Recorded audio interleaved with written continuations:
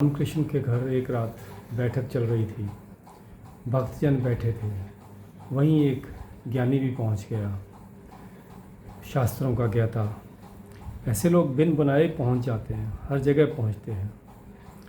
तो रामकृष्ण कह रहे थे कि ओंकार के नाद से बड़ी उपलब्धि होती है, लेकिन उस ज्ञानी को अड़चन लगी। उसने कहा ठहरें, क्योंकि ज्ञानी जानता है कि रामकृष्ण गैर पढ़े लिखे हैं, शास्त्र का तो कुछ पता नहीं है, हाँक रहे हैं, संस्कृत भी नहीं आती है, कुछ भी कहे चले जा रहे हैं। तो वह अपना ज्ञान दिखाना चाहता था। ज्ञान उछल उछल के बाहर निकल रहा था उसके बुद्धि से, उसके मन से। उसने कहा कि शब्दों में क्या रखा है? ओंकार मात्र तो एकमात्र शब्द है, इसमें रखा क्या है? इससे कैसे आत्मज्ञान हो जाएगा? बात तो पते की कह रहा था, लेकिन खुद आदमी पते का नहीं था। रामकृष्ण ने उसकी तरफ देखा, चुप बैठे रहे, और वह और ज़ोर ज़ोर से शास्त्रों का उल्लेख करने लगा और उद्धरण देने लगा।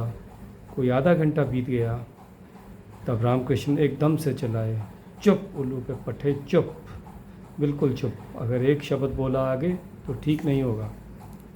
शायद रामकृष्ण ने इससे भी ज़्यादा बजनी गाली दी होगी, क्योंकि रामकृष्ण जब बोलते थे तो छोटी मोटी बात नहीं कहते थे। वे जब गाली देते थे तो बिल्कुल नक्त।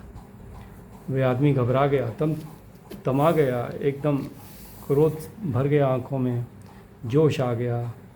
सांझ भी ठंडी, शीत के दिन थे, पसीना पसीना हो गया, पर हिम्मत भी ना पड़ी, क्योंकि अब रामकृष्ण ने इतने ज़ोर से कहा है, अगर कुछ गड़बड़ की तो मारपीट हो जाएगी। वहाँ सब रामकृष्ण के भगत थे। फिर रामकृष्ण अपने ही समझाने लगे कि ओंकार। कोई 5-7 मिनट बाद उस आदमी की तरफ देखा और कहा, महानुभाव, माफ़ करना, वह तो मैंने सिर्फ इसलिए कहा कि देखें शब्दों का क्या असर होता है। तुम तो बिल्कुल तमतमा गए। उल्लू के पट्टे का इतना असर, तो ज़रा सोचो ओंकार का क्या असर होगा। पसीना पसीना हुए जा रहे हो, मरने मारने पर उतारू हो। वह तो यूँ कहो कि लोग मौजूद हैं, नहीं तो तुम मेरी गर्दन पर सवार हो ही जाते। हाथ पैर तुम्हारे कंप रहे हैं। जरा सा शब्द उल्लू के पट्टे मंत्र का काम कर गया। जरा सोचो तो, शास्त्र काम ना आए, इतना तो याद रखते कि शब्दों में क्या रखा है। तो छोटी छोटी बातों का असर होता है।